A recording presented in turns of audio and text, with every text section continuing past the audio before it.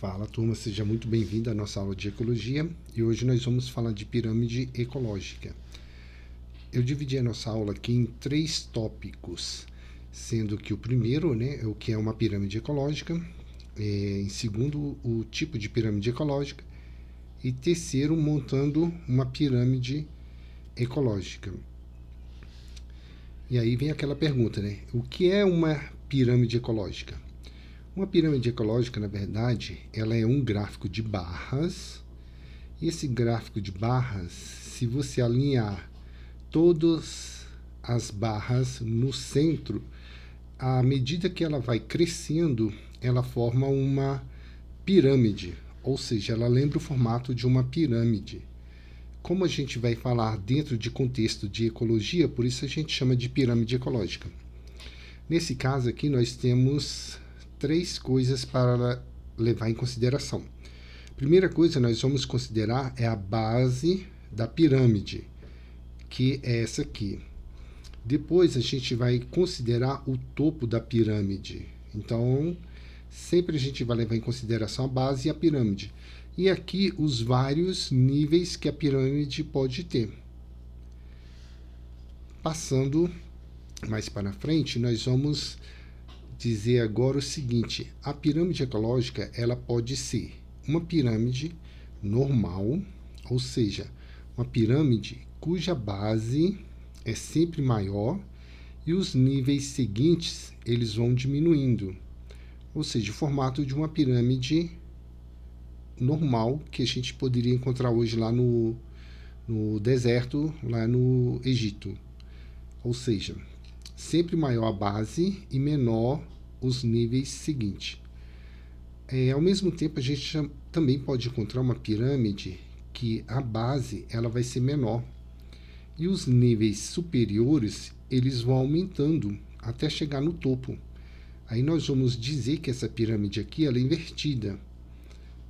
E por final, a gente também tem aqui agora uma outra pirâmide que ela pode ter uma base maior e aí o nível seguinte ele é menor, normalmente, porém no outro caso, ou seja, o próximo nível em seguida, ele é maior do que o anterior. Então, aí agora você vê que há uma irregularidade nessa sua pirâmide, por isso que a gente vai chamar de pirâmide irregular. E as pirâmides, elas podem ser de 3 tipos. Nós vamos chamar de pirâmide de número, que é aquela pirâmide que representa o número de indivíduos dentro de um ecossistema.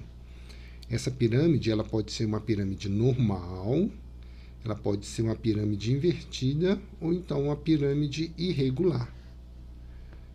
Da mesma forma, a gente também pode ter uma pirâmide que nós vamos chamar de biomassa, que é aquela pirâmide que vai representar a quantidade de massa de cada indivíduo.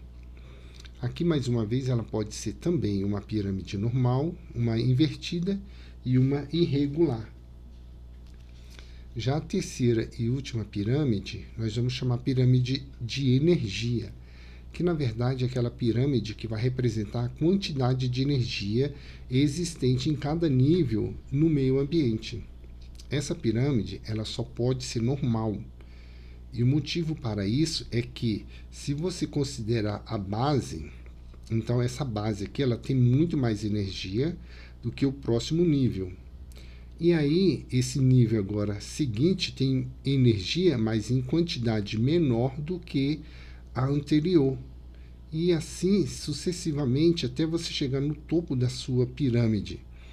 Resumindo, na pirâmide de energia, o nível seguinte nunca pode ter mais energia do que o anterior. Para a gente desenhar uma pirâmide, nós vamos ter que fazer algumas considerações.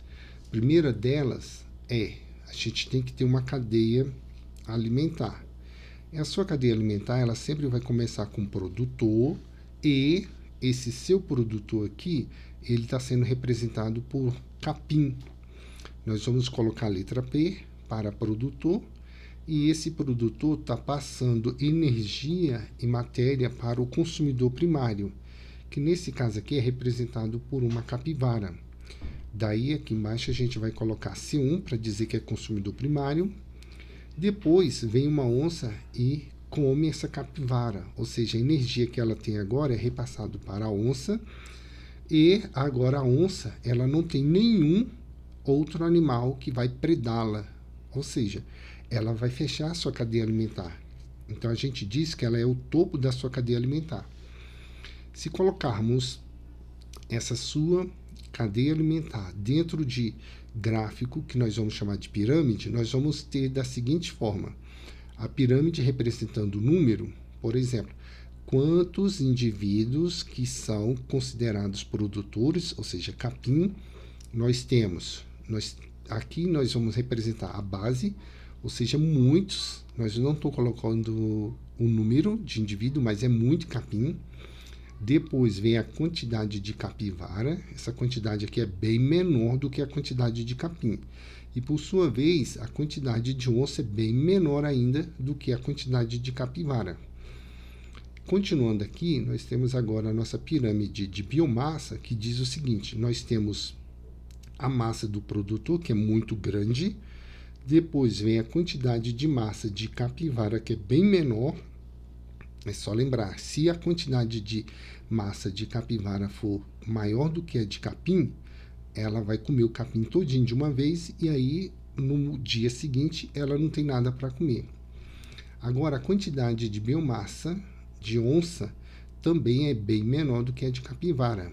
Lembrando que você vai ter aí no ambiente aí dezenas de capivaras e 1, 2 onças, por exemplo. Então a quantidade dela sempre vai ser menor.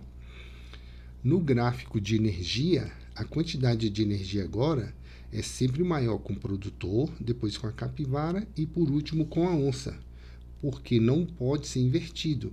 Para você entender melhor isso aqui, imagine que você está com um carro e aí a gasolina acaba. Quando a gasolina acabar, você tem que colocar mais gasolina.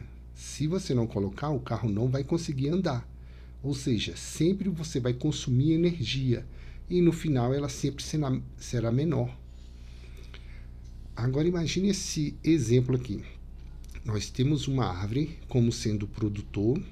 Nessa árvore a gente encontra macaco, e esses macacos, eles são animais que estão carregando aqui piolhos, ou seja, eles são parasitados por piolhos. E agora a gente vai montar a nossa pirâmide dessa sua cadeia aqui. Então, por exemplo, você tem um número de indivíduos, aqui de planta é só um. Em plantas você pode encontrar mais de um macaco, então a gente considera aqui que tem mais macaco do que o produtor. Por sua vez, cada macaco vai ter agora mais piolhos, ou seja, você tem um macaco e um macaco pode ter mais de um piolho, dezenas. Então a sua pirâmide de número ela vai ficar invertida, ou seja, um produtor, alguns macacos e dezenas de piolhos. Agora, se você considerar a quantidade de massa, a árvore, mesmo sendo uma, ela vai ter muito mais massa do que os macacos. E mesmo que o macaco tenha muito piolho, esse piolho que está nele não é tão grande, ele não tem muita massa. Então, o produtor com maior massa, depois vem o macaco e, por último, o piolho. E a energia, ela não muda. Maior quantidade de energia aqui no produtor, depois no macaco e, por último, no piolho. Agora, considere a seguinte cadeia alimentar. Essa cadeia alimentar é no ambiente aquático, por exemplo, no mar. Aqui nós vamos ter o fitoplâncton. Esse fitoplâncton são as algas.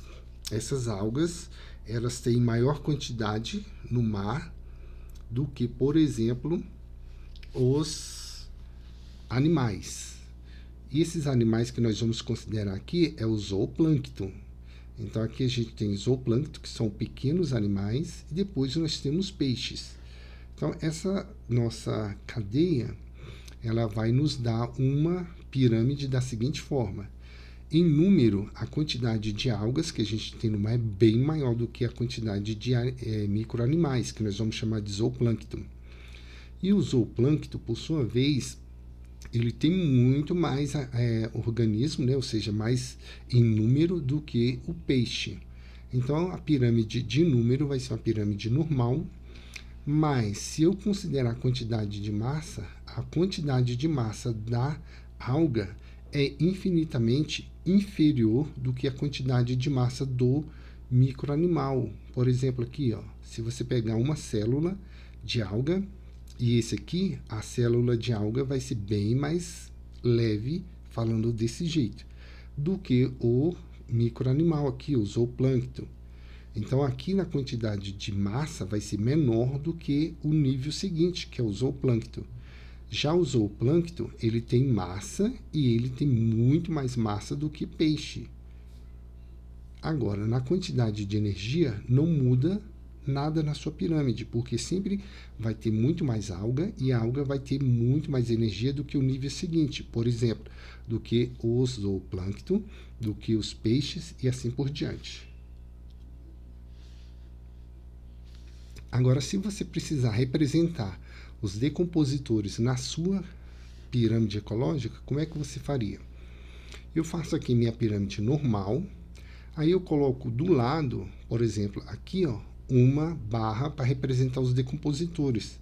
E aqui não necessariamente agora eu tenho que seguir a mesma regra aqui, ou seja, eu vou colocar muito mais aqui do que aqui, porque não precisa. Então, só de você colocar a sua barra aqui diferente já representa decompositores. Você pode colocar em cima da barra de produtor, ou você pode colocar do lado, ou você pode deixar separada a parte e assim por diante. O que quer dizer aqui agora é o seguinte, você tem a sua cadeia normal, a sua cadeia te deu aqui a sua pirâmide normal, e na sua pirâmide você está só indicando aqui os decompositores. Por enquanto era só isso. Muito obrigado por vocês assistirem. Se tiverem alguma dúvida, vocês poderão me procurar. Até a próxima.